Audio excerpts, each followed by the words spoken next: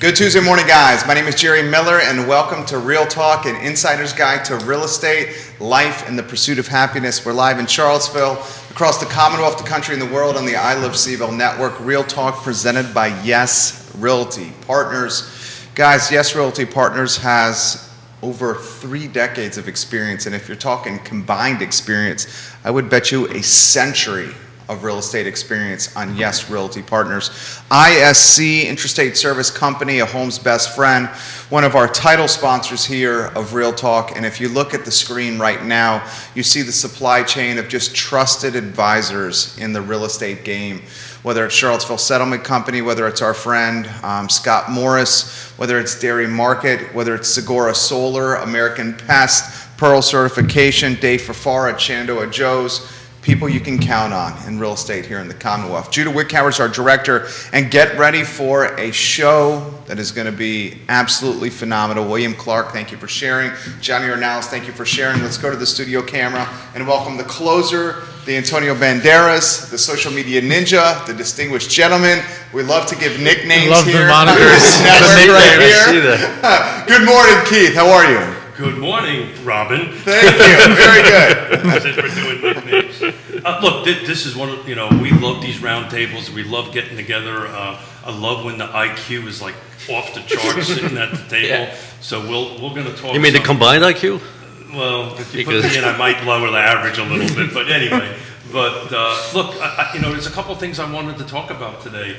Inflation, right?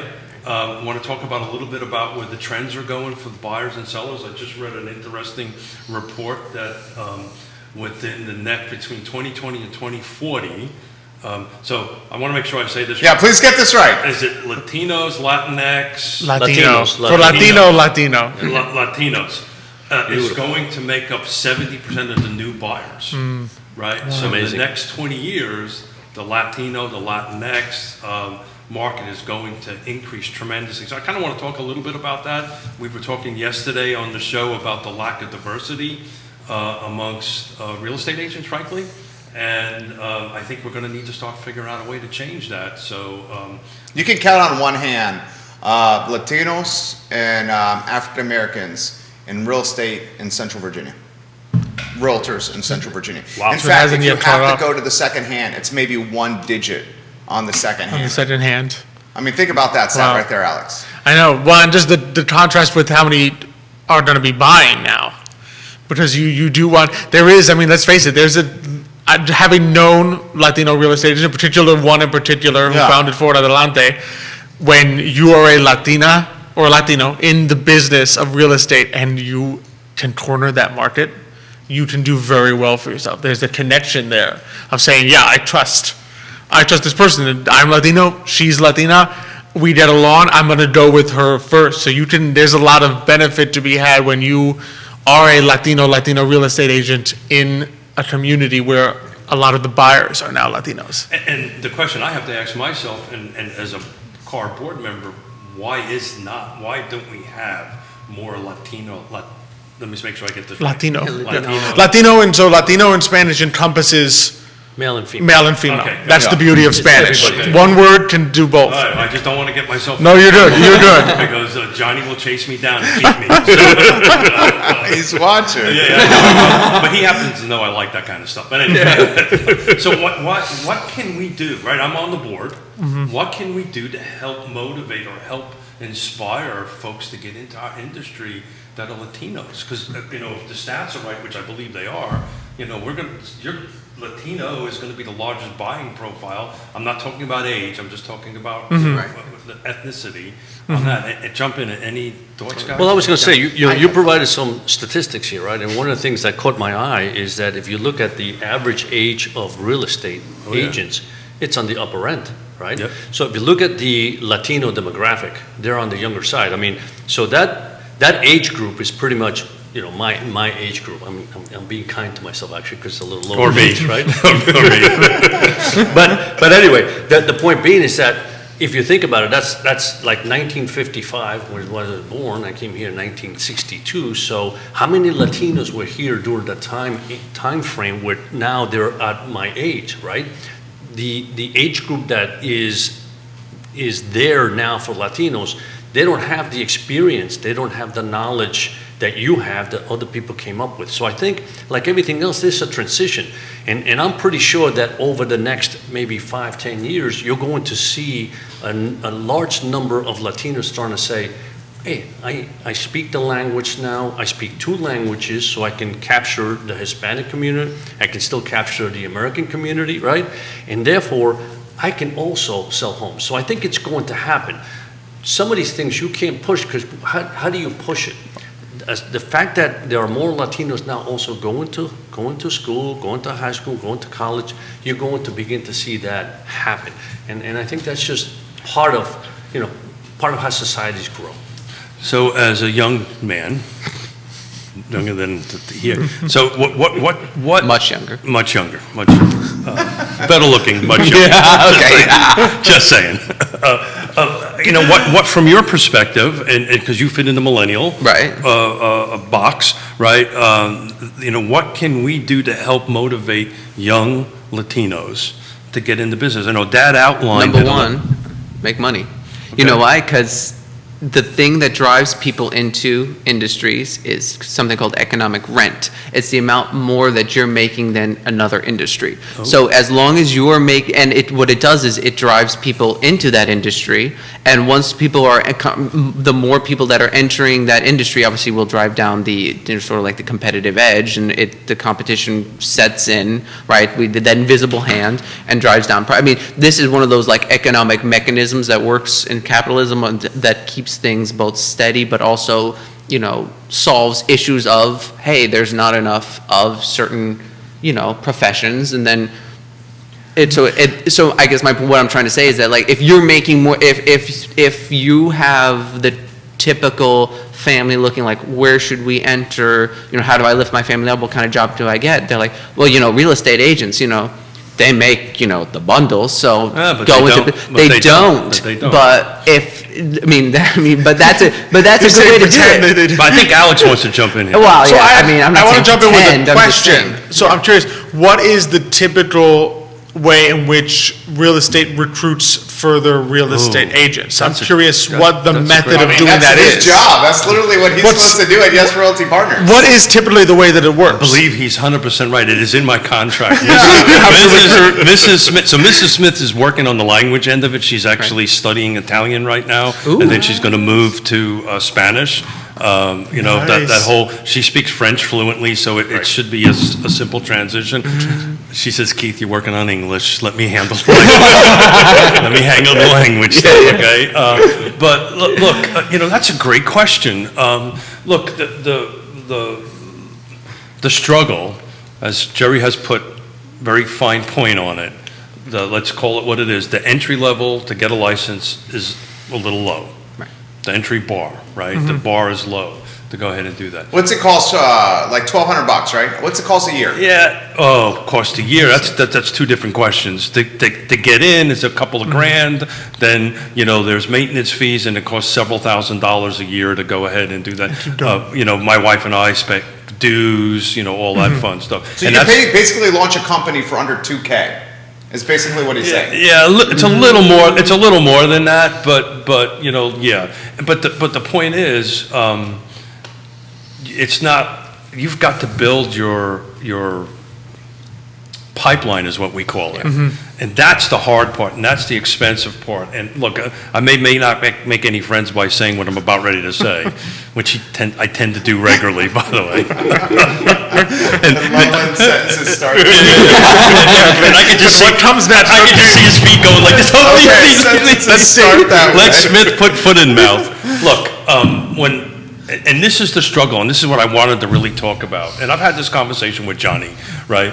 In order to get, we can help people get their license. We can help them go through that process. We can help them set up their business. But that's exactly what it is. It's their individual business. Right. They ride their license, so now they have to be able to run a business. They have to have the working capital to set up a business. They have to have a working capital to do that. And that's where the rubber kind of meets the road a little bit. And we generally have a conversation. If you wanted to get a license and come on in, I would say, look, do you have enough cash to survive for 6 to 12 months? If the answer is yes, then from a math perspective, you've got it. if you walk in and want to make money right away, it doesn't work that way. It's a couple of years. So, but what I'm Maybe that explains curious, the age group. a little But bit. that, Well, yeah, in it does. exchange You the age already group- have that capital, and you say, okay, I now have enough capital that if it takes me 6 months or a year to build the book, I'm good. Well, I think part of that is people been in it for 30 years, hit that certain age group. You don't really see a lot of people in the later ages jumping into it. I mean, you might, there's some stats of When they that. retire, don't you get a lot? Yeah, I guess so. I guess you might be right. Again, you're right. But Yeah. No, I'm Well, just- No, he is right. You're right. There's a lot of People retired roll- people what I'm jumping- curious It about happens is in a lot of where, industries where there's a service-based thing. If you've built up a connection like over the years, and we actually know people who actually have gone into not necessarily financial advice, but became asset gatherers, like, and marketing people, and the sense of like, you've built up connections, you're in your community, you know a ton of people, and you know how to talk to people because you've hit that age group where you can, you're more comfortable with talking to people and asking for things. And so you enter kind of late stage, almost like you don't need the income. It's sort of like, it's not a need-based job. You go, you could see a lot of second income. You see a lot of, I'm just adding to my retirement so that I can, I guess, keep active is not the number one thing I've always heard. It's sort of like, this way you're not sitting at home watching TV, or you're, I guess, subsidizing your purchase ability because you're adding some income to yourself. But so I'm guessing that's kind of where my question is, because it's sort of determining where the issue is. Is it that is the recruitment not happening because people haven't yet found the pool of Latinos with which to approach and say, here, I want you to do this, or are there a lot of Latinos in the pipeline that then get stalled at this point you're talking about, where?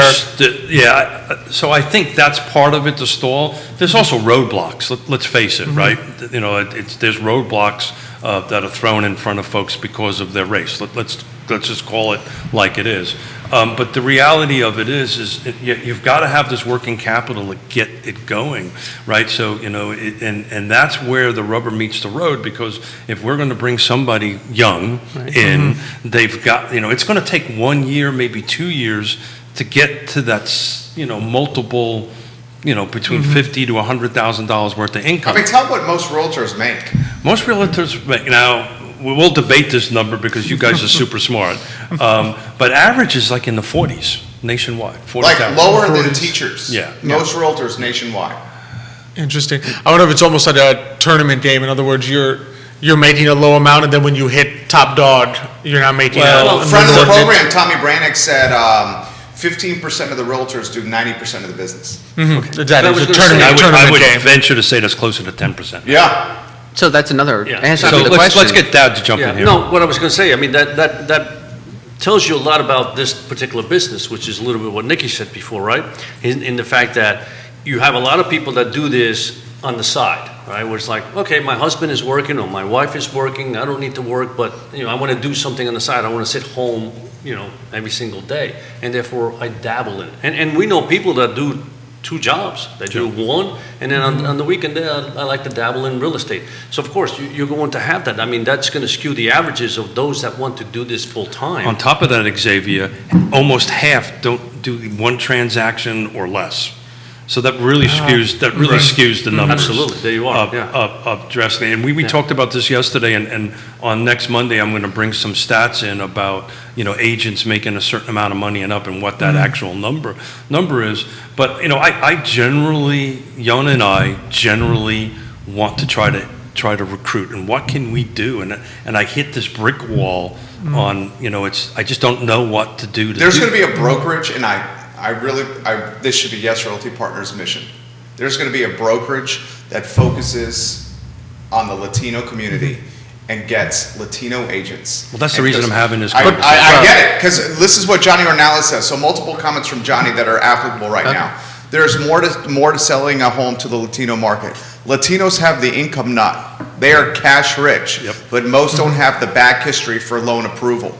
He also says this: with Latinos to have the opportunity to get into real estate, we need the knowledge, the support, and education on how it works The biggest issue is trust for us. You have to be a part of the Latino community, not just be a Latino. There's a lot of understanding on how our minds work and how the older Latino generations understands things. You got to be a part of the community. Xavier, what are your thoughts on this? Oh, no, he's absolutely right. I mean, one of the things about the Latino community, right, is that they're very family oriented. I mean, family comes first, right? And you see that all the time. They as soon as work is over, they're with their family, right? And so everybody that they trust is family first, then friends, and then everybody else. So it takes a very long time really to crack that nut, right? And it's not as simple as saying, hello, how are you? I'm so-and-so, and you see them twice, and now I'm ready to do business, right? That is, the American way works that way, but the Latino work doesn't, right? You almost have to feel like you're part of their family before they say, okay, I trust this guy, and therefore now I can do business with him, whatever that business may be. So he's right, but on the education part, that's exactly right. In other words, how many, like everything else, I think in every particular service, financial service, real estate service, there is a time lag between you really become good at what you do. You have to learn it, you have to understand it, you have to become good at it, right? And again, that's time. It just doesn't happen overnight. You can put somebody in front of the license, say, here you go, I'm going to pay for this and I'm going to subsidize you for a year. It still takes time. Well, let's talk about numbers. This is business. Let's talk business here, right? So, look, we can help finance the license. We meaning Yes Realty Partners and most other real estate firms, we will do the education. We will provide the apprenticeship.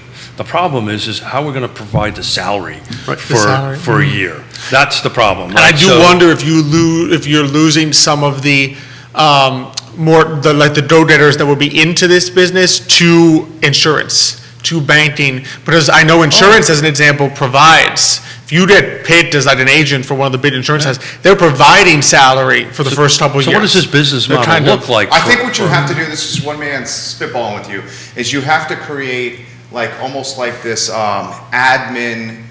intern's a bad word, admin position where someone in that first year to 24 months is getting paid a salary that they can count on for doing paperwork, for doing administrative stuff in the office, and then that leads to them maybe getting a book of business that they can count on. So if it's just sales commissions, you're going to have a hard time doing that. No. So you would take out the admin end of it because we provide that because you want to learn the business of the admin end of it is the easy part of it. Frankly, the hard part of it is the nuances of the business. And literally, that's what we're talking about. We're trying to figure out a way to do this because Jerry's spot on. Whichever brokerage figures this out first is always trying to make a gold mine. Barbara Lee, hello and welcome to the show. He's going to have a gold mine. Jump in. I got two thoughts. One, you've got some demographics here that also are interesting because you've got a higher number of females in the car association than males. That Latinas, which the reason we had the roundtable last week was because Latinas are more likely to start businesses than Latinos or any other group in the country. So females would start? I would say you would start with females and what you would target is, again, we were talking about second income Latinas. So women that are hitting, Latina women that are hitting sort of that age where sort of like in their 30s, 40s, 50s, their children are grown up enough that they don't need to be at home all the time, but they want to start doing something and provide second income. You can hit that demographic. I mean, the thing is you need to hit them before another industry hits them. So like they're willing to start businesses, they're willing to work, they're very social, and they're obviously, you already have women that are attracted to this industry. So that's a key demographic right there. But you also, how do you take care of the salary problem? Well, they have another partner or spouse that is working on that is taking care of it. Yonna's listening and she just texted me, my job as recruiter just got lost because apparently I'm going to be recruiting females in the 30s. Thanks, Nick. You could, come on, you can still do it. I just totally lost the job. Thank you. Well, you're welcome. Now you saved you some work is what I did. And you assume I work. So, you do work. That's a work. No. So look, you brought this up, this numbers, right? What we sent out. You guys are numbers people, right? What did the car numbers tell you? What did the stats tell you guys? It's what I was seeing from the stats is just I'm sort of echoing my dad here. Is what you're seeing there is a transition, and I think sometimes we want to rush the transition because we see the future. Right? We can see that Latinos are becoming the biggest home buyer group, and we sit there and say, well, how do we boost this number now? But my suspicion, and I could be wrong about this, that's why I was kind of asking the recruitment question, is I know a lot of times in finance, right, some of your recruitment is clients. In other words, someone who had a lot of money that you were managing, and you're like, he's really good with people, would you like to be an asset gatherer? So my suspicion is that your group of Latinos, out of which you are pulling future agents, is that 70% that are going to be homeowners. There's going to be go-getters in that homeowner group that know what they're doing, that are really charismatic, and that pull out. But what happens is they're not going to be reflected in this yet because this is an emerging trend. It's not a current trend. And I think for me, the age is what tells the story, because if you skew older on age, you skew white on race. Because Well said. the white race in America tends to skew older than Latino and then African American. I think Latino is the youngest of the three. So thank you for bringing up African American, because we have the same problem with African American. Exactly. So in terms of the average age, I think Latino is the youngest, then African American, then white. So if you skew older on age, you are going to skew whiter. As my suspicion is, as these things change and you go now, obviously the oldest group retires and the trends change, you just have to be ready with the infrastructure to bring these people in when they show up. Because like I'm saying, when 70% of Latinos are going to be home buyers, there's going to be a lot of those that are going to sit there and say, I now have an interest in this business. The question is, am I now able to go through that pipeline smoothly to enter the business, or do I get pilched by a different business? Or, God forbid, the market takes a downturn. In Right? which case you don't want to be in the... Nothing that anybody's reading saying is that, and I think you guys would echo that. No, we don't see Don't that. see it happening. From your perspective on that end of it, but 38% of all the buyers last year, the last 12 months, were your age and under, millennials and under. So not only is it, and I agree 100%, not only is it, we've got to figure out. This guy's about to get married over there. Yeah. Yeah, good realtor. Yonna. But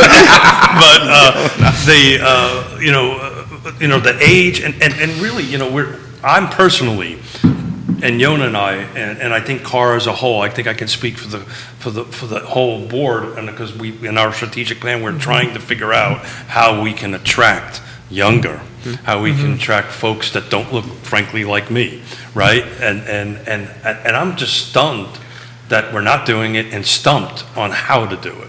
But I think you're missing something here.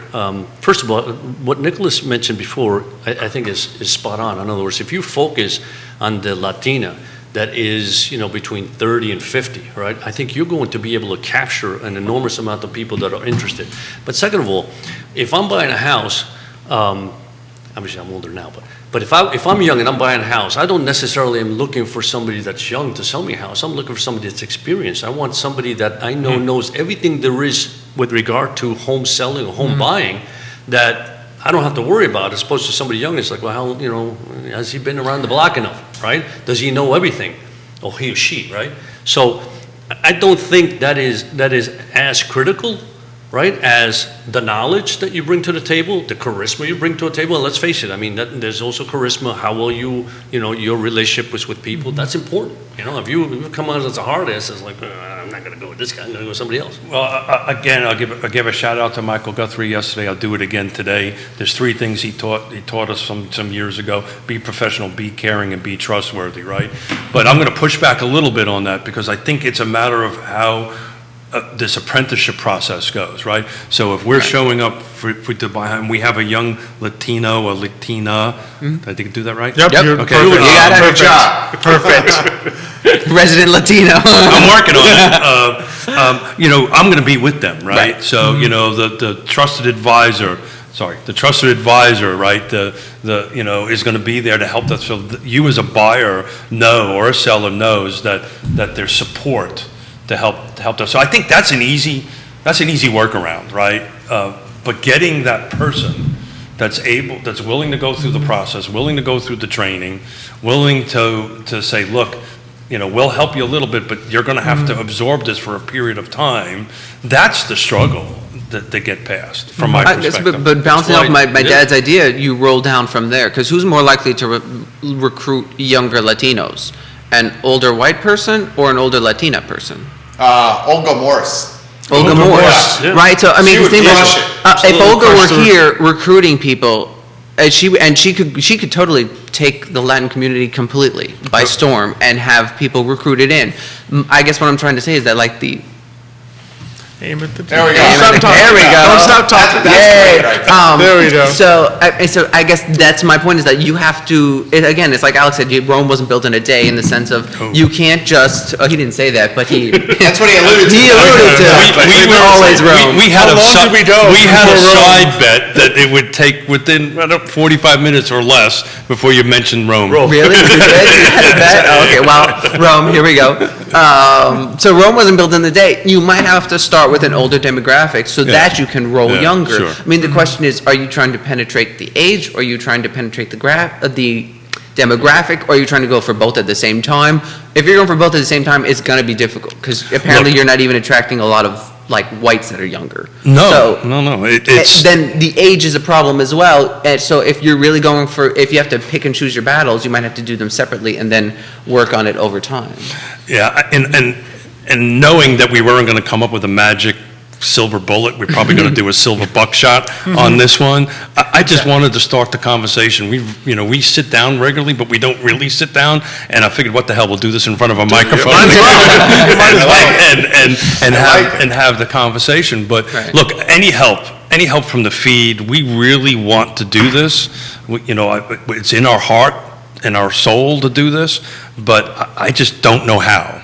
And You get an Olga Morris. Yeah. You offer her points on the package, and you bring her into YRP and So- say your gig is recruitment for YRP. so when you guys, I do need to give a shout out to Olga. When you guys had her on, I was literally in tears. Don, I knew Don for decades, her husband, and in the business.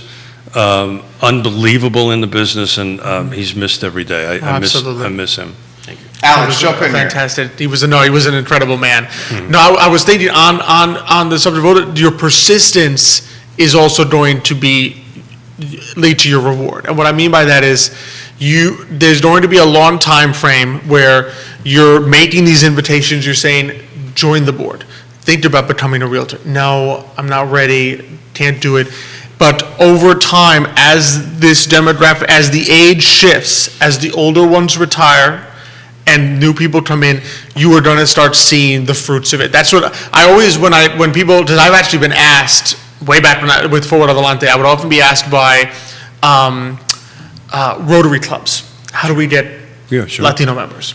And I would always harken back from the Hispanic community to, if you think about the Italian community 2 generations ago, because I'm also half Italian, right? The first generation of Italians, Sicilian. my nonna, they didn't go around and mingle with the non-Italian community. They stayed in the Italian community. The next generation. But Alex, I'm going to interrupt you. That's not exclusive to Italian. I'm half Irish. No, I met Same the thing. Irish Exactly. community did the same. Exactly. All the previous waves of immigration, right? They stayed with that. The second generation, well, now they're interacting more. Yeah. The third one, you can't even tell. You can't even identify with race, really. Exactly. You do, but you don't. They do, but they Yeah. don't, Yeah. right? So Well said. what I'm saying is, as we go into that phase, as long as you're doing the work of being persistent and making sure, as you're doing right now, that Latinos out there know, okay, I want to bring you in. It may take, you may sit here and not see in the time at which you're working at Yes Realty the fruits of that. You may be 10 years from now and it's just starting to happen, but you have to lay the seeds really Well, early. if this data is right, 70% in the next 20 years, so we better get moving fast. Yeah. Oh, Johnny says the younger Latinos lose the Spanish-speaking ability to communicate with the older buyers, especially complicated language like buying a home. Sure. And he says, let's be honest, the younger Latinos, they need to have the language skills to simplify a complicated process. Agreed. Right. Yeah. Very true. So to go Absolutely. back to your generational thing, I'm third generation on my mother's side, right? So my grandfather was from Italy, from Bari. Right. My mother was first generation, I'm second generation on my Italian side. My Irish side, we go back to the 1700s. Nice. Wow. That's cool. So and that's what it is. And it's, But yeah, I was gonna say the same thing. Like going back to Rome.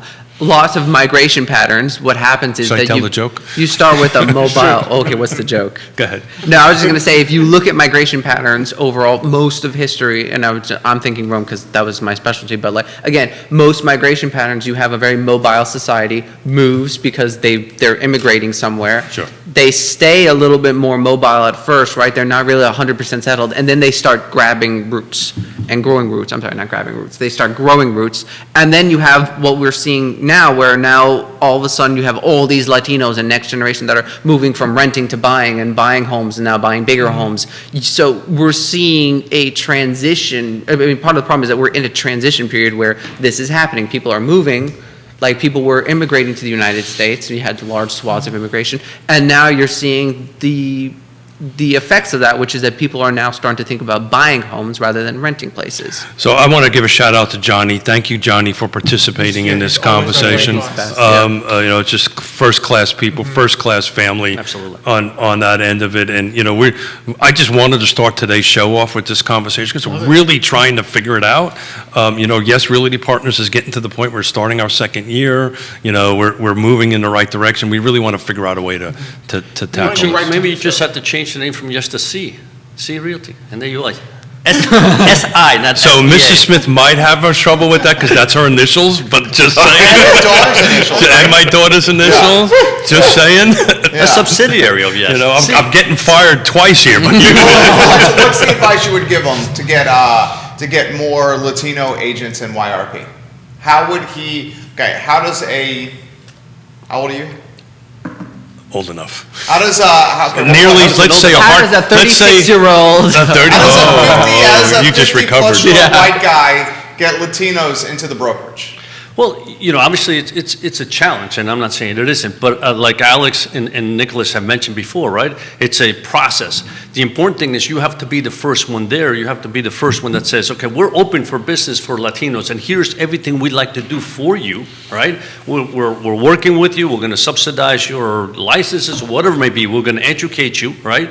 And then, of course, the hope is that the Latinos you begin to get into your business of people that say, yes, either my wife or my husband is working, I don't need the money right now, but I'd like to have it, right, in the future, or I can basically at this point do this part-time and learn so that maybe someday I can do this full-time. So the important thing is making sure that everybody here in Charlottesville in the community knows that you're doing this, and this is a perfect, obviously, a great way to do So it. that's why we're doing this on this Exactly. network. That's why we're reaching out.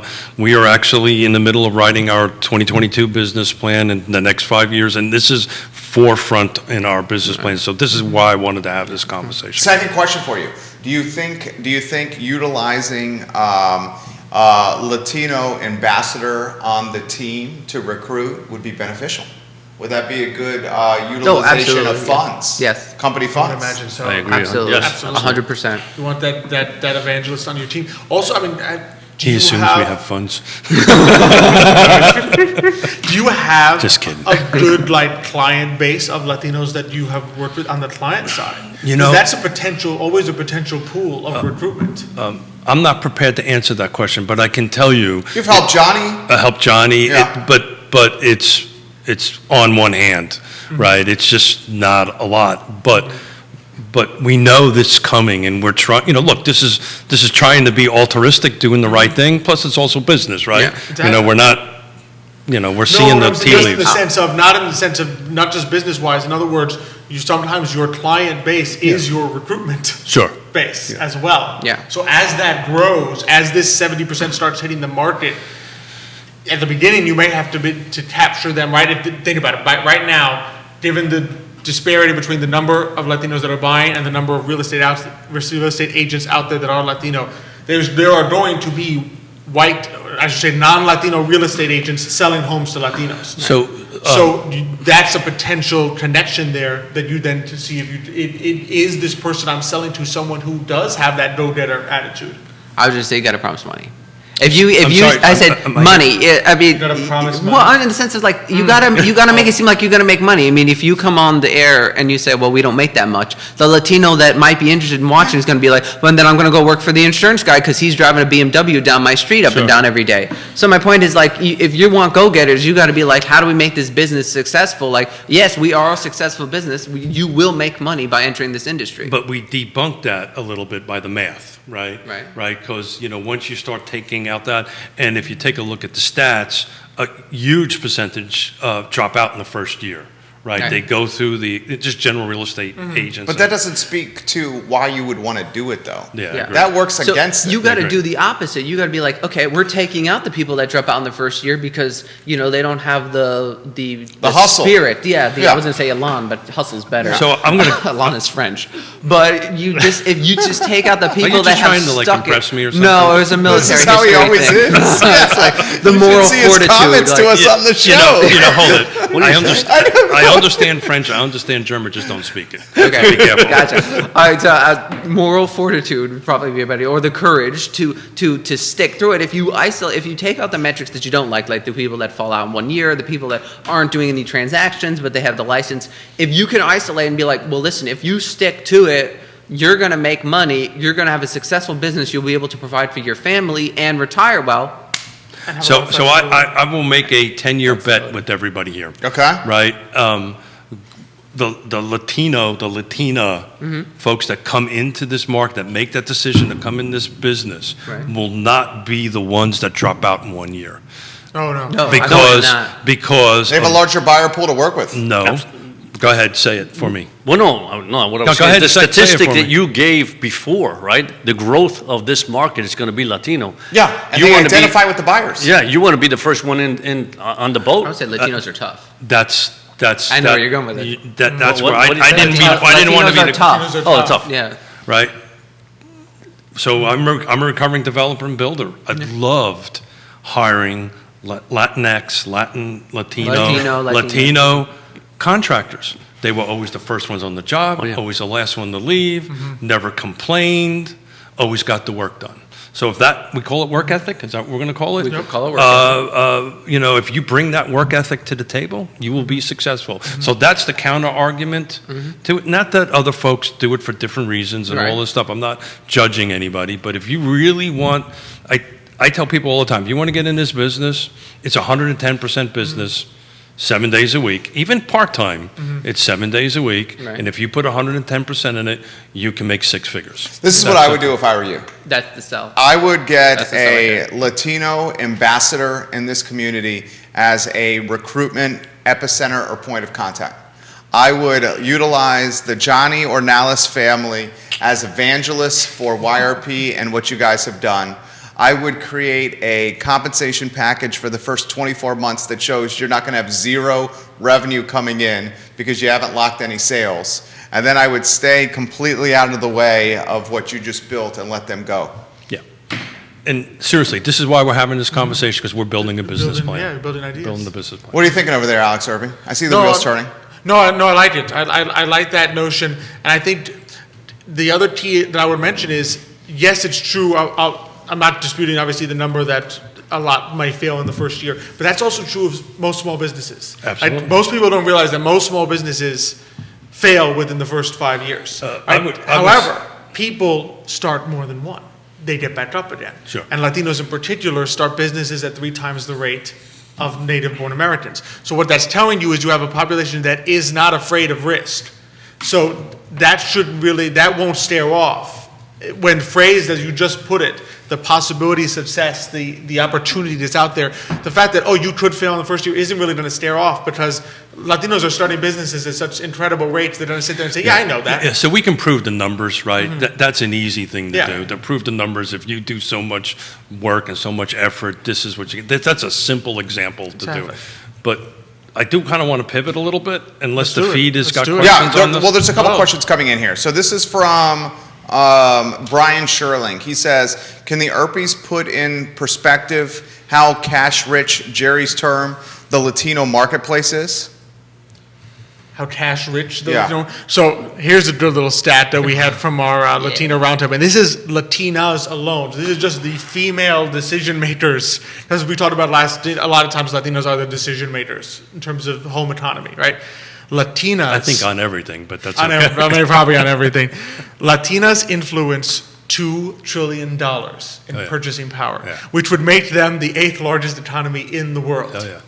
So that's the amount of that is. But that's influence. Latinas in this That's country. Latinas in this country. Just to clarify, not That's Latinas in the United States. I knew it wasn't center. Just- And so, and let's face it, Latinos also, we tend to be cash rich, right? Yeah. And my father just speak this as well, because there are many countries in Latin America where we come from where the Distrust. banking system Exactly. Yeah. is That's not Yeah. trustworthy. Yeah. So your first inclination is, I will save and I will keep this in cash. Like hoarding cash. Oh, no, Yeah. as in cash, as in Yeah. Yeah, physical I was gonna dollars. say, we have more stats on that because 45% of Latinas have a savings account. 50% of Latinas have or plan to create college savings accounts for their children. So like there is this strong drive to save in the Latin community. Which translates to home ownership rather Yes. than renting. And how they save is by multi-generational homes, right? They typically live together for There's family connection. family 'cause connection. It's not an issue of That's just part of the culture it's too. part of Yeah. the culture as well. Yeah. 50 But it's true. Well, I mean, I was gonna say, we got more on the home ownership. 52% of Latinas 50 plus own their own home, and 44% between 35 and 49 intend to purchase a home within the next 3 years. That's a huge stat. That's a huge stat because again, we're talking about the purchasing get power. that? Did you get all Did that? you write that down? I got it. I'm going to back it up with. Oh, you got wait a minute. different We got stats. even more stats. I got a book of stats. You got a Bible. You're okay? Yeah, no, I'm good. Yeah, I was like, Excited. That's a But lot of paper. I won't bore anybody by going through my 120 pages there. But it's interesting. The largest, they didn't break it down by race, but the largest buyer profile are women right? over the age of 40. Yeah, Why do you think that is? stability. And also, I think the home autonomy. There's still, I think, regardless of where women entering the workforce over the last 50 years and then really reaching that point, the home autonomy, I think, culturally and historically, is run by the woman of the household. So that's where a lot of the purchasing power comes from. There's still Well, I masters remember of the my home autonomy. grandmother, who was from Italy, would say, "The man may be the head of the family, but the neck turns the head, and the woman is the Yes, neck." my mom has said the same thing. It's very true. The It's net very turns true. the head. Keith Smith, you said you wanted to go down the road of inflation. I do. I got all kinds of stuff on inflation here, and you guys getting a little too excited about inflation, except for Dad. Dad's like, Dad. "Oh boy, Dad, I've seen I've this through before. inflation." You've seen this movie before. I'm not really that, all that The excited. new division of your real estate Like company anybody is. should be CSIP Weather Realty. Excuse Yes, me. you can real estate. Wow. Oh, Good. really? She said, well, very good. My hearing aid didn't pick that up. CSIP Weather Realty. I said Yes, you weather, can. right? Yes, And you can. who Yeah. suggested Yes, that? you can real estate. Johnny, Thank you, Johnny. Yeah, that should be the Johnny. new division of YRP. Oh, yeah, Headed up by Johnny Orales. I mean, he would certainly be an evangelist. Sure. of Philadelphia. So how is inflation going to affect the housing market? I think we should start with this gentleman. Did I just bring the whole mood down? No, look how happy he is. He was talking about. No. You know, if you go back in history, right, and certainly there's been times where inflation has been very high, and so the issue I have with the inflation that we're seeing today is that it feels like it's an inflation that's being manufactured. In other words, it doesn't feel like a real inflation. that. Meaning that. Media manufacturer? No, meaning manufacturing, It's meaning that external. It's it's not that it's because of the external. market. It's that, in other words, inflation usually comes because things are going so well, right? That the demand truly is outpacing the demand, and you got full employment, right? Here we have a situation where I just don't feel that that's the case, right? We just don't have the economy booming the way we had the economy booming, maybe like 3-4 years ago, right? And yet we're seeing this enormous inflation in our system, right? I mean, even today, we saw the PPP, the PPI came out, the Producer Price Index, and year over year it's 8.6%, and that's outrageous, crazy number. right? And that even hasn't filtered down to the Consumer Price Index, which is obviously at this point running about 6%. But those numbers are outrageous, right? I mean, we're not used to living with those type of numbers. So what is happening? What's happening is that, there are, and we see that all the time now, right? The supply issue, the supply chain issue, is really causing a lot of this inflation. So the issue that we have is this going to continue? Is this type of inflation going to continue for the next 2, 3, 4 years? Or are we going to see this inflation eventually disappear? That's what we really don't know. So how does that impact real estate, right? I mean, if you own a home, you're probably sitting there going, okay, I'm leveraged here, right? So if my house goes up 10% and I put $20,000 down and the house was $300,000, right? If the market went up 10%, I just made $30,000 on a $60,000 investment. I'm up 50% on what money I put up, so I'm pretty happy, right? And then if you've got it at a 3% interest, right, that kind of fights against inflation too, the mortgage rate. Absolutely. And what I was going to say is when you think about the 1970s, we had inflation of 12, 13, 14%. Would you like to know exactly? What's the exact? I think it was 14%, wasn't it, at the height? 74 was 12.3%. Okay. So unemployment was 7.2%. yeah, so I mean, and think about it. That's just, that unemployment wasn't horrendous, right? And the point is, inflation got there, right? And of course, we also had the oil issue back then. But interest rates were raised dramatically then to 14, 15, 16% in order to fight that inflation. You're trying to buy a house with a 14, 15% interest rate on your mortgage. Kiss it goodbye. You just cannot afford that. Sure. I mean, who's buying a house at that point in time? I mean, I can only remember one person. I think it was me and my wife. And it's like that would be two. Two. All right, two. I mean, that was two. We were the real estate. I think I beat you. And this was 18%. I beat you a little bit. I mean, that's like buying a house with a MasterCard. Exactly. Yeah. So we're here today with interest rates at extremely low levels. I mean, I think the 30-year mortgage, what is it, 3%, 3.25%? Yeah, it's 3.25%, 3.5%. Okay. We're gonna That's bring on your some credit. folks Yeah. on Friday to kind of talk a little bit about that too. And rates have come down. The 10 years come down about 40 basis points in the last 2 or 3 weeks. So that's going to help mortgage rates again. So inflation has an impact on housing, right? And it's going to have a greater impact on creating homes, on building homes, than it does for people that are literally kind of flipping houses, etc. So we talked about this yesterday. There's nationwide between 300 and 400,000 jobs short in the construction business per month.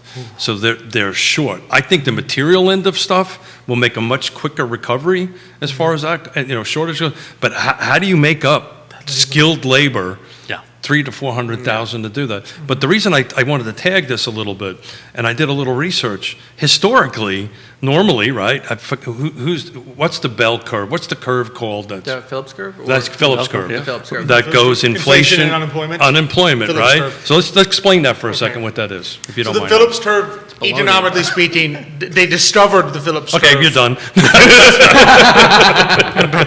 No, the reason I say why they discovered it in the 40s That's exactly right. after the Great Depression, right? That basically inflation and unemployment they move opposite one another, right? So as inflation goes up, you see unemployment go down. When unemployment's higher, inflation is typically lower.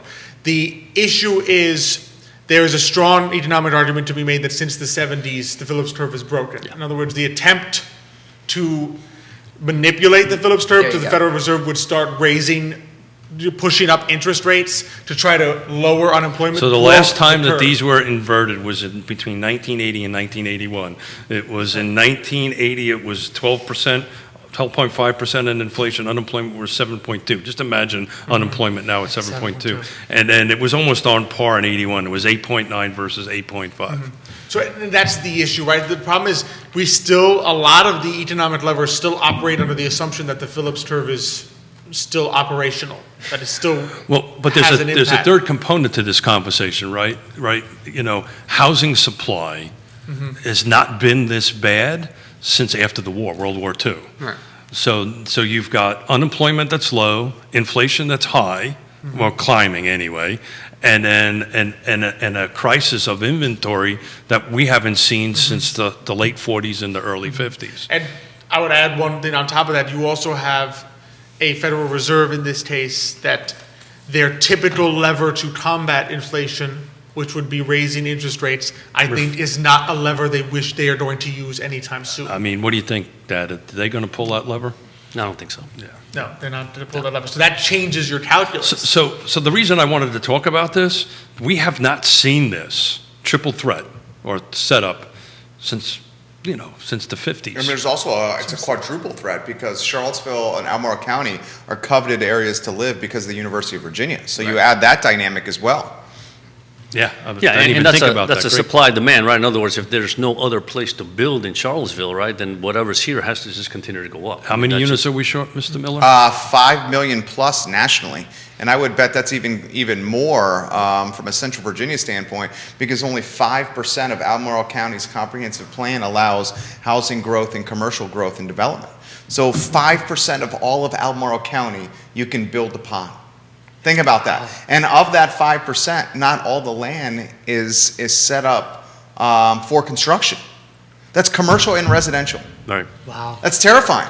This is a governmental problem in a lot of ways that's been created. Almost all of the problems are governmental problems. Yes. Like the Federal Reserve. That's why I'm a libertarian. Well, that's the whole point. Like you've heard of like the old game theory things where like Government. two people having a conversation and then you stick a security camera in the room, the conversation will change. It's because it's game theory. You're gonna operate different when there's another player. If the Federal Reserve becomes an active player rather than a player that should have been like the lender of last resort as it was intended and all this stuff, and they're starting to try to manipulate inflation to have better unemployment rates, well, that changes the market and then everyone else is aware of what they're doing. It's sort of like whenever they meet, the stock market goes up, or whenever they lower rates, the stock market, because they know that they're going to pump the stock market full of money.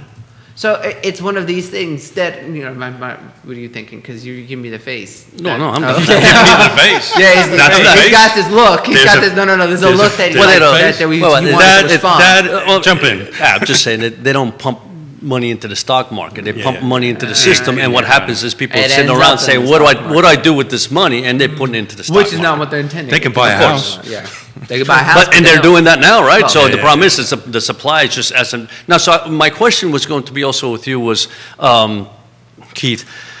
One of the things that I saw was the fact that millennials took a little longer to go into the purchasing homes, right, than our generation. Sure. And so my question is, was it the pandemic that all of a sudden you had this pandemic and people said, okay, I now need to work at a house. This idea of renting just doesn't fit me, and therefore I need to buy a house. And all that age group, right, the ones that wanted to buy a house and have children, the ones that want to get out of renting, went into the market at the same time, and we had an economy that had been shut down, and catching up to that is troublesome. So if I was allowed to go through this. Well said. Dude, I'm giving you some- props for that, man. That was well said. I think that's what it was. Well, if you will go through this several hundred pages here, double-sided, by the way, this trend that you just outlined has been happening Pre-pandemic. pre-pandemic, right? And part of that is the hangover from the time of great unpleasantness. Okay. And what millennials have done, and I know this because both my daughters are millennials, they've lived through this, and they're waiting a little bit longer to get into the housing market. They're waiting a little bit longer to get married. They're waiting a little Right. bit longer to have children. And they're also bringing more cash to the table. The millennial is saving Less risk. more cash than what we did, right? Because at least on my generation, we didn't save as much cash when we were in our 20s and our 30s. We didn't have the extra time to save either. We also didn't have the extra capital to save. Why didn't you have the extra time? Because you started families right away? No, I'm just saying is if people are getting married now in their early 30s and you got married in their early 20s, well, you didn't have time to save, because you're right. I mean, once you get married, pretty much children come right thereafter. Yeah, Jerry's And- spot on. At Yeah. least in my family, Yeah. in my came out of the Marine Corps, got married, had a child, and started working. And then as Jerry will tell you, 3-year-olds, 4-year-olds are expensive. Yeah, and they take up a lot of your time. Yeah, well, and that's a beautiful thing. But Some of the time. I was trying to wouldn't say I all know the Mrs. time. Miller is watching. I was trying to throw you a I love my softball. son most of the time. Most of the time. You swung and missed relate to that. No, but I think to your point, just what they find in behavioral economics is that people, let's face it, we are conditioned in many ways. Our outlook on the way things work financially is conditioned by sort of our first major experience of the markets. And for the millennial generation, the first major depression. experience is a housing crisis. Yeah. Sure. And a complete collapse of the economy. That's your first major thing is recession precipitated by a housing crisis. So when we have conversations with folks in their 30s, early 30s, we always have that conversation always comes up. And then we have to spend some time explaining to them, this is not 2008. We do this on the show all the time. This is not 2006. Exactly. This is not 2007. That doesn't mean something down the line that we don't know about is going to happen. But we know statistically, you guys are numbers guys, right? Statistically, 3 to 6% year over year is what your appreciation is going to be if you stay in it long enough. Exactly. Just like the market, right? It's the long term that you have to really focus on, because when you look at the short term, of course, you're going to be frightened off by a 30% drop, a 50% drop. But the key is you need to look at the long term period in the history showing that in most years, historically, the stock market is not down. Just like in most years, real estate does not decline in value. Over the long term, these things increase in value. But it's hard when you're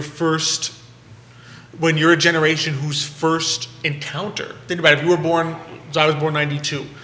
You don't start thinking about personal finance, at least until you're approaching high school. No one knew you probably was around 94, 95. Yeah, I mean, maybe I was a little early. Let's face it. At age 7, I was Let's face thinking of math and stuff. But typically, you start in high school. So You're walking around with a calculator figuring out. My dad had my brother and I picking stocks, and he said, "Here's $100 each. You guys pick the stocks. If it grows, we'll fund it more. If it doesn't, you lose some of that money." Good for And you. when we were What kids, age? we were picking.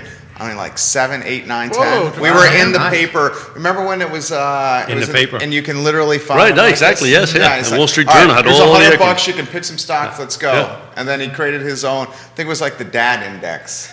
It's Yeah, it was great. But I mean, most What a people life don't experience, do that. man. That's For great, most- though. We did that in for- fourth grade, remember? We did that. You in guys fourth did grade. I that. remember, yes. Yeah. He came to our elementary school. That was his little, like when the dad came in, like when the parents would come in, there was a little investing project with stocks and bonds. That's awesome. That you could pitch between. But for most You're right. millennials, right?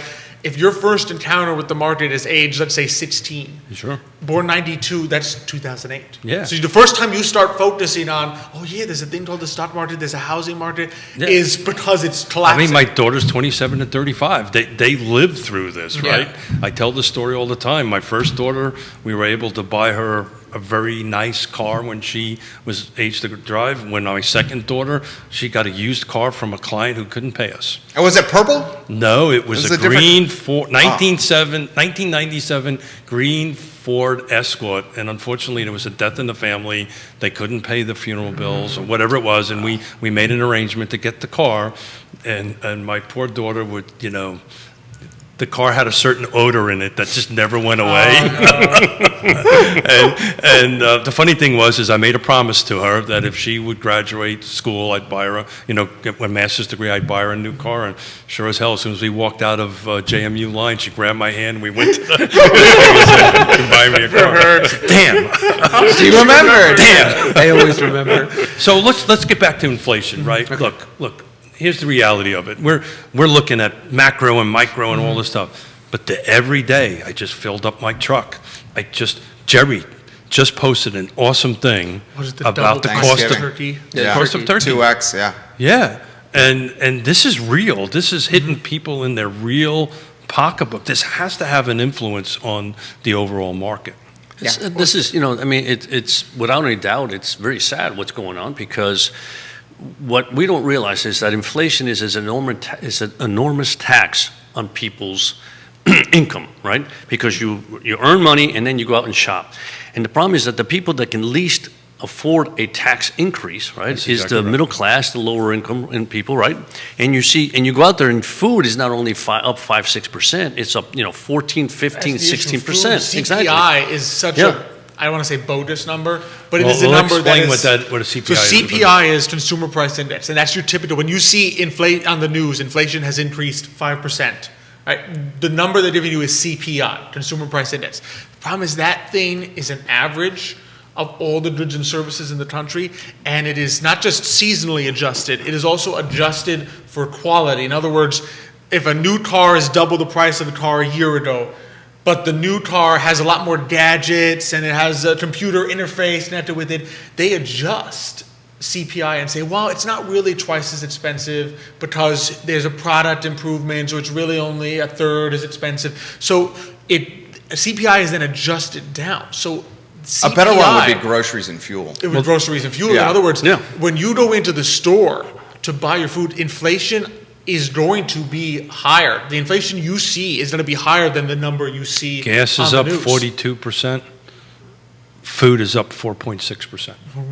I would say food is probably higher than 4.6%. I mean, I think that's low. this is as of just to- September. Yeah, just to give you an example, right? So like I said, the producer price index came out today, right? So it was 8.6 year over year.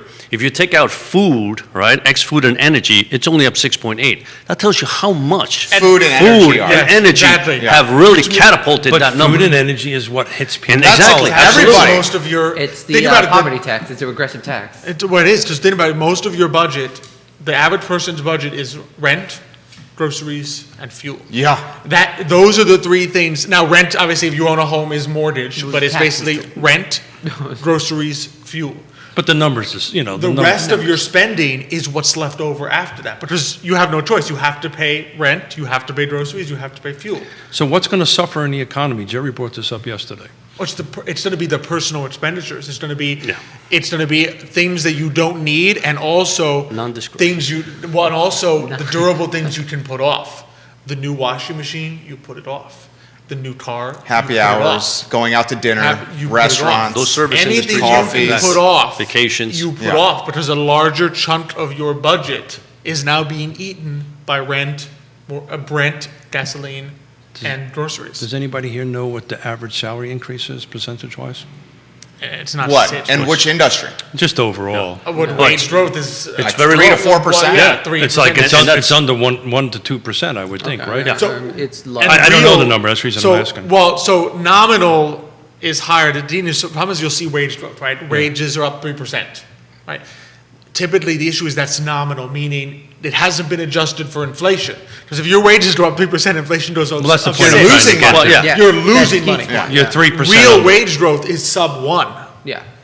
By the way, just to kind of push how important it is to buy your home, right? So we talk about rent, you. and rent can increase year over year.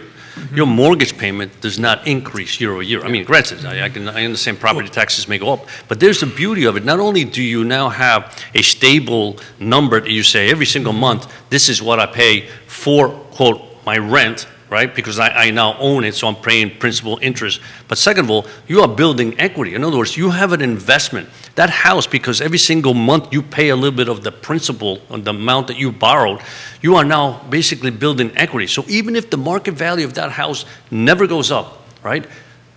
You own more of that house, therefore your money grows. So Yeah, your equity increases. Yeah, it's great. So it's really interesting. I had several conversations with 20-somethings and 30-somethings, master's degrees, super intelligent folks that thought the mortgage payment tracked just like rent does. They thought their mortgage, and to a certain degree, they're a little bit right? Because your taxes will change, There's a and portion your that insurance will does. change, Right. but your principal and interest is locked in for 30 Right. years, Yeah. right? And it's never going to go up on that end of it. And and it kind of just put me back in my seat that they didn't quite. That was not taught to them, and that was not explained to them in that way. Part of And it is it is a generation that grew up paying on rent.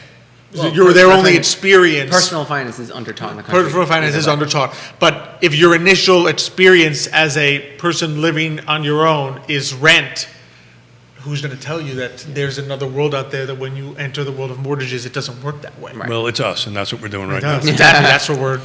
Neil Williamson for Xavier, whip inflation now, win 1974, one of the worst PR efforts ever. Yeah. He wants to bring that up on the program. Other questions are on the show. Besides Latinos, what are the large purchasing groups in real estate here in Central Virginia for Keith? And this question's come in. How do you guys advise your clients with purchasing homes versus investing into market? So 3 good questions right there. Why don't you go, Neil Williamson watches the program a lot. We love him. President of Free Enterprise Forum. Whip inflation now, win 1974, one of the worst PR efforts ever. You guys want to talk about that at all?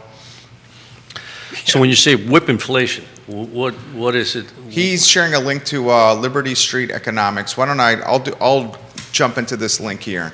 And Neil, if you want to offer more into this for us to talk about, how about you guys hit the buying home versus investing into the market? Yeah, so I mean, as I mentioned before, buying a house is probably going to be the biggest investment you make ever, right? And the beauty of it is that somebody's lending you money to buy that investment, which is a home. It's a catch-22. When do you buy it? As Keith said, a lot people are not coming into this time frame with a lot of cash, a big down payment, and I think that's important. Having skin in the game, I think, is critical to making this housing market continue to grow properly, right? So it's a little bit of both, right? At first, you need to be able to save in order to buy this house that you want to buy, and then when you buy the house, right? And the important thing is always to think about, how do I then begin to put a little money away for either you have children for their education, maybe you want to buy a home for vacations, and obviously for retirement. And depending where you work, they may be 401k plans, but buying a house is a critical component of somebody's total financial plan. Owning a home is a path to generational wealth. It's true. But to Xavier's point, and I agree with you, there are multiple paths to generational wealth. Sure. Right. No, which is true. Usually when we're talking with clients, the discussion tends to be not so much, do I not buy a home and invest my money, but rather, how much do I pay off of this mortgage? In other words, do I even get a mortgage? Surprisingly enough, there are people who will come to us and be like, do I pay off? Do I try to find a house where I can pay off tons of it, or prepay this mortgage as fast as I possibly can? And that's more working with them saying, well, what's the mortgage rate? What's the rate that you think you can get in the market? And that's the question, because it's not so much, it's kind of rare when you get someone who says, I want to have my own home, but should I not buy a house and put all my money in the stock market? I have a question. Are they talking about like investing in real estate as if you already have a house, or are they I think they're talking about what Alex is saying, like Okay, the that's what first, I thought. the Yeah, first just one. First home. Usually the first time home is you're ready to do. Because you need a place to live. You need a place to live. Yeah. Until you want to own your own home. It's not really. I can't imagine. I can't remember anyone who's ever come to us and said, I'm thinking of a first-time home as an investment decision, and should I do that or invest in the stock market? No, I want to buy a home. Yeah, but you can have What's that the best way investment to do it? conversation, because we had it yesterday with Emily, right? Emily Funk, our client care coordination. I believe Nikki said that, maybe you might want to consider getting into a home now. It may not be your permanent home, then do exactly what Jerry has done, rent it out, and then move into your forever home. Oh, or absolutely. something It is an investment decision. It's going to be a case-by-case What I'm basis. saying is, typically, though, it's not, when people are ready to own a home, it's not primarily an investment decision. So- in other words, there's a component of, I'm ready You need a to. house. So there's to a have whole my home. component here that we're not talking about. We're talking about the average, folks are not putting 20% down like they used to. That whole is a bit of a misnomer, right? But you're starting to see it pick back up again, because that is skin in the game. So now we're having a whole conversation about, look, we're talking about numbers and maths. Now I got to get it. I've got to win the deal, right? Well, why you're seeing it pick up around here is because it's so competitive to purchase a house. That's exactly You right. need to make offers that are more appealing to sellers than ever before. And the no money down offer is just not going to appeal to someone selling their home when there's 5 or 6 other ones on the table. So here's a little tidbit on it. If you put a certain percentage down, it depends a lot on your personal financing and all that stuff. You can waive an appraisal, right? So there's different percentage down based on your financial situation, but it's somewhere between 20 to 30%. But there are paths there, to Jerry's point, then from buyer's perspective, and I'm trying to negotiate to buy your home, that path, there's one little check that you as a seller don't have to go through, right? Where it can possibly blow up at the last minute. So if we have a little bit more cash in the game, and you're starting to see that go that way. So as strange as it sounds, it makes you a more attractive buyer That's exactly Yeah. right. from this. Well, so then it's interesting, because then this is the kind of question that's also why you need to have professionals that like converse with each other, because learning from Keith learning from us, like having that conversation, when you approach your financial advisor on this subject, one of the things you should be is like, here's my real estate agent. This way you talk him, because one of the things we always do, and it's not always just with real estate, is okay, we have a question about this. First thing we'll do is we'll check with like our CPA, and we'll just have the conversation. We'll be like, Brian, we've got this client that wants this and this. This is what we're thinking to recommending. Do you have pick it apart? What do you think? Like, this is why having multiple professionals that specialize in industries is important, because then somebody comes to us and be like, well, I'm talking with Keith Smith about buying this house, and we'll be like, first thing we're gonna do, call up Keith, like, we got this client, like, wants to invest, wants to buy a home. We're gonna communicate, find out, like, what's the best path to them getting this house, because getting the house is important, right? I mean, you don't wanna lose out on the house because you wanna play the market. Or you want to get invested, or you want to add to your portfolio. Like, at the same time, have, again, as Alex said, like, there's a utility to having your own home. So We've actually run across a couple situations recently where not first-time home buyers, move-up buyers, retirees, where they're buying a house in cash, then refinancing it, taking the cash out and putting it into the market. Well, So- that question just came in from Jackson Carini. For the Urpís, do you, literally what he just said, have you seen clients take equity out of homes and put it into market in their financial portfolios? That's ballsy. Is that ballsy? No, well, it's ballsy, yeah. It depends. It all depends on what, Depends on yeah. your risk tolerance and your time horizon. Yeah. Right. If you're saying I'm going to pull equity out because I'm going to want to make a bunch of money in the next 1 year, and then I'm retiring next year. No. That's ballsy. That's ballsy. Yeah. Well, I've not seen the first. Usually those I- kind I'd of people use are a not hiring more us. negative term They're than doing it ballsy. on their own. You're saying that's not a smart idea. that's not a smart idea.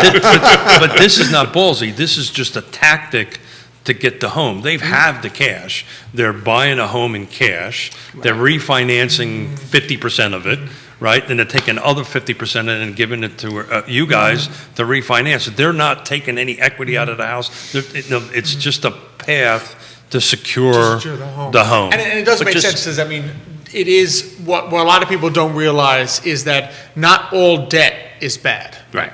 There's good debt and there's bad debt. Mortgage debt, Is good debt. if your mortgage rate is low, if your mortgage rate is, just using example, 3.5%, and you can go out there in the market and over a long period of time earn 6 to 7% annually, that you're netting that amount. Exactly. You don't have to sit there and say, I need to pay off this entire home because I don't want to have any debt. That can sometimes be a serious mistake. right, Particularly how it depending on impacts time your horizon. taxes, because they're not going to drop the mortgage credit at Exactly. the moment anyway. Exactly, because you're getting on both ends, because you're deducting those mortgage payments from your taxes, and interest. you are now in the mortgage interest payments, and you are investing in the market at the same time.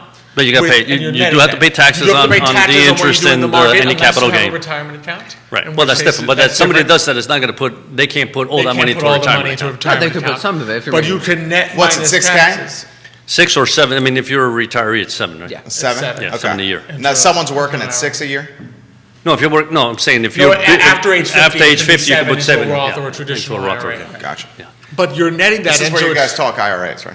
This is where we're talking about IRAs. If you have a small business, you have even more Yeah, options. there's a lot more you can do. But the key is to Own your own business. recognize, to be smart, and realize, yes, I can buy this home completely in cash. Doesn't mean I want it to stay completely in That's cash exactly right. forever. That's right. You may want to do that, especially if you have a good time horizon and you have a reasonable expectation that you are going to net between what you invest in and what you're paying out in the mortgage. So this is why you hire trusted advisors To at do the this. table to go ahead and help you through that. But to go back to the Latino question, this conversation we're having takes time to learn. Yes. And that's what this apprentice process would be, to go through, to help folks learn how you can best counsel your client, because the best counsel to the client may not be, buying your home 100% in cash, right? This may be a better path. Let's bring in the experts that go and have this conversation. There was another question, something about housing. Which are the groups that are going to, besides Latinos, that are going to be impactful in Central Virginia real estate for making purchases? Well, I think That's one for you. Yeah, I believe the Latino will grow.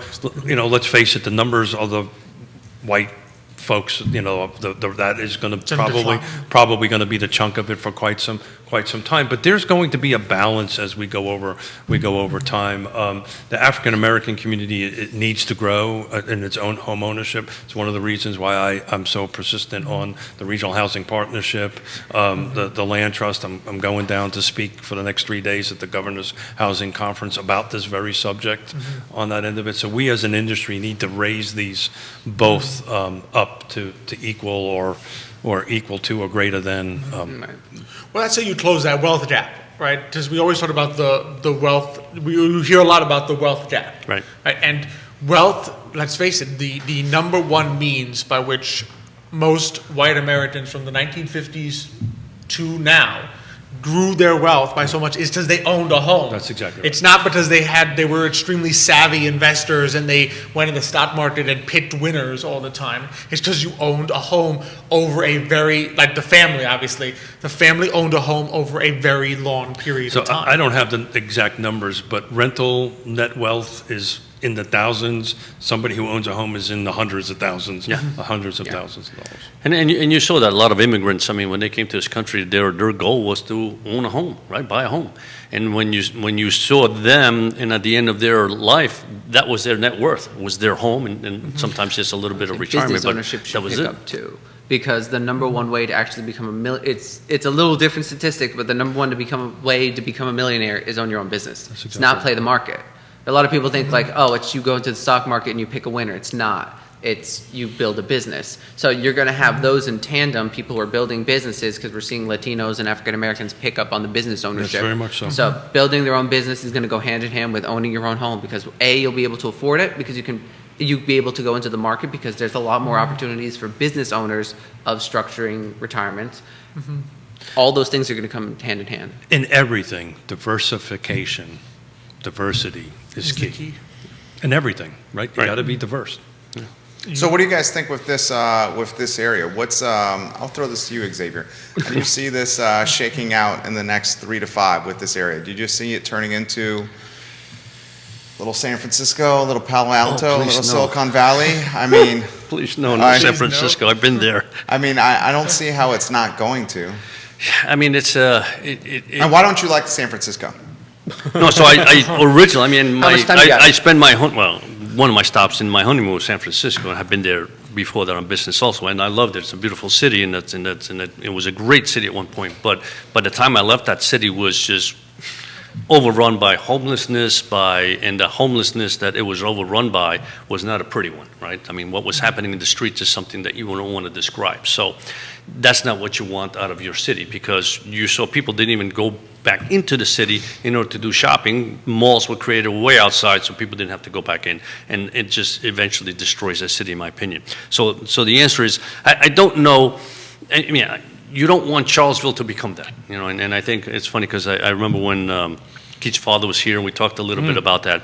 You go to a certain city because of the quality of life, and you want to make sure that quality of life continues to exist. And growth of a city is important, but you have to make sure that growth is created in such a way that doesn't just attract a certain type of business. And prices go through the roof, and before you know it, you have a small little city that nobody can afford, right? And let's face it, what I fear. And it's not You the want kind of per capita growth, not just total economic growth. And per capita means per person, basically. So in other words, if you double the GDP of Charlottesville, but you double the number of people in Charlottesville, every single person is in the exact same boat they were before. Right. You want per capita growth. You want more people to the extent that then causes everyone who's currently living here to also be lifted up by that. And so that's the key, is can you have growth? I don't think that's that happening is per here. capita. No. Right now, I don't see that happening. I see more people, which pushes up, and more companies, which pushes up your GDP, but I'm not sure I see it. Because unfortunately, necessarily you're growing importing everything talent else. as opposed to allowing talent to grow from inside, and that's a big issue. So to play off of Jerry's question, we talk about this all the time. There's where we're sitting, there's 3-4 major buildings coming in with what we figure 800, 400 At least. folks, high-paying jobs coming in. So to your per capita perspective, right, it's kind of going to be a little bit lopsided, Yeah. right? It is. On that Well, end. and the issue is, are they hiring those 400 people from here, or are they bringing them in from elsewhere? And the answer They're bringing it from out. They're bringing it from out. Yeah. If they're bringing it from out, you're adding to the population. You haven't increased per capita wealth of the people already living here. And on top of that, UVA is bringing in more students and hiring more staff. So, I mean, I hate to say this and throw it back to you, Xavier. I love your perspective on this stuff. Value your perspective. I mean, it seems to me Charlottesville, Albemarle County are going to turn into just a little playground for super wealthy. And then you have this radius of maybe 30 to 45 miles of the service folks that work for the people in Charlottesville and Albemarle County. That service Charlottesville and Albemarle. Well, all I can say, Jerry, is let's hope that that doesn't happen. I Amen. mean, it's beginning to happen, and I think, hopefully, I mean, we also have a new city council, so hopefully they're smart enough to try to figure this out and say, wait a minute, we have to make sure that what happens to the city is not what's happened to cities across the U.S. where it's, people don't even want to live there anymore, or the quality of life has been such that it's declined, right? You want the quality of life that's here in Charlottesville to continue to grow, to become better, and as Alex said, you want everybody to prosper, because the minute you have a situation where you have just a very small group of people prospering, everybody else falling by the wayside, it's a disaster. It's a no-win situation. Yeah, that's like Greenwich, Connecticut. Yeah. Yes. I mean, I would, the one thing We have a that lot to gives say me- about that. That's right. My daughter lives in Norwalk. I know a little bit about Greenwich. Yeah, Fairfield. What were you saying, The one thing Alex? I would say from an optimistic standpoint is there are still a lot of groups and nonprofits in Charlottesville that recognize small business as being valuable and that push to grow local small business. So as long as there is that, as long as we don't forget that, and those groups continue to prosper and help the small businesses in this community grow, that's where you want your growth to come from. Because that's your local person who is growing their business and is spending it also locally. And that's what increases your per capita wealth. How can you how can the government alter what's happening here?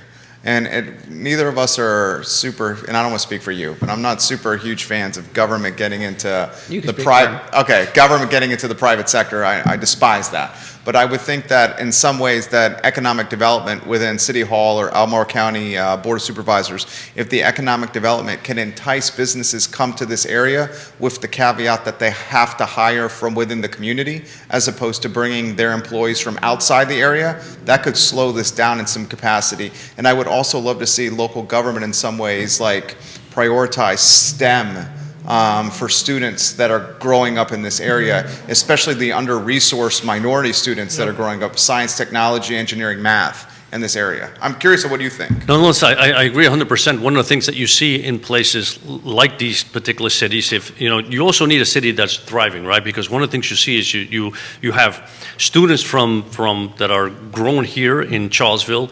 They go to college, and sometimes they go away to college and then never come back, right? And those are the people that you want them to come back. And also, if you have people that grow here, go to this college, go to UVA, go to colleges around the area, and make sure they stay here and they've got that talent. Like your boys. Yeah, exactly. Stay on. And we talk about this on our show also, Tene Mañana. The small business is the backbone of America, in my opinion, right? And the one thing that I despise is when government becomes a challenge to small businesses because they don't have the wherewithal to fight that. It's a big company, I mean, like even in our business, there's a compliance officer, so there's compliance that you have. And so compliance officer for a big company can pay him like $200,000. I got my compliance officer, I'm good to go.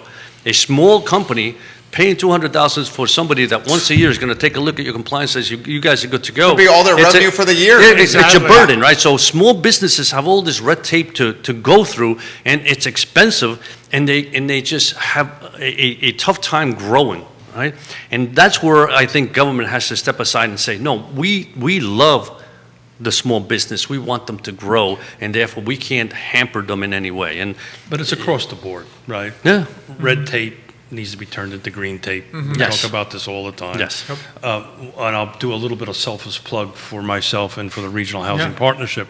The reason why it's so important is we have the small business folks at the table, as well as the government folks, the local governments. And they're, at least they're having this conversation. All of us know government takes a long time to do anything, right? But to go back to Jerry's comment in that conversation, we have 3.3% unemployment rate here in our footprint, car footprint, and what they call the MPO. Who are they going to hire, right? So they're going to have to bring people in, right? If these companies are coming in, they're going to have to bring people in because the hiring pool isn't that deep. No? But it also means you can also hire up. In other words, you got a good paying job. Do you seek to entice skilled labor here to move up to a higher paying level, or do you bring in a skilled labor from elsewhere? So you can also do it that way. I think part of it is also the nature of the business you seek to bring in. That's the key. I think that's the key, because if you think about it, there's a big difference between bringing in a business from outside Charlottesville that is going to hire, I'll just use the base example, like a brewery. Going to have to hire a lot of local people to begin to run this, train some skilled labor, but it doesn't have to be extremely specialized. But a high-tech company. A high-tech company is always going to bring in their own people. Right. Because you're coming in from a large city somewhere else, they're going to have extremely specialized people doing this. So it's part of the nature is what type of companies, and we know for a fact, like economic development offices, right? They go and recruit companies to come here. So part of the question That's is their job. who do you recruit to come here? What type of businesses are you seeking to bring in? And then where government can help is what incentives are they giving to bring in? That's where government can help. To play devil's advocate with you, if you're in economic development, I love this conversation. If you're in economic development and you only have 10.2 square miles to work with, the city of Charlottesville, how are you going to recruit like a brewery that needs warehouse space and ample building space to run a brewery? You're probably going to have to recruit a tech firm. You're going to have to recruit a tech firm that needs minimal office space. The economic development is hampered, by zoning. Yeah. I mean, we all know the story of the brewery from years ago that wanted The to go to Shoots. Albemarle. And they just closed their tasting room in Roanoke. Did you see that? They went to Roanoke instead of Albemarle County. Albemarle County Board of Supervisors didn't make it happen, and they just shut down in Roanoke. And come on, that would have been successful. It would have killed it here. Would have killed it here. This is my issue. And that's more of what you want to bring in. Let's let Nick jump in. No, I was just going to say that was my issue when we're talking about the government. Like, that's how they could also hurt. Because one of the things I always hear is, like, there's the emphasis of trying to create funds and do little grants here and there, and they're trying to pick and choose the businesses, but then they're raising taxes to do that. So you're there trying to play the game, and a lot of times I hear, like, I'll be driving, I'll see signs, no more breweries, no more wineries, no more of this stuff. And I'm like, part of the thing is what you want as the economy is if there's room for that to grow. Like, you may say, oh, we don't need more than 5 breweries, so we're not going to hire any more breweries.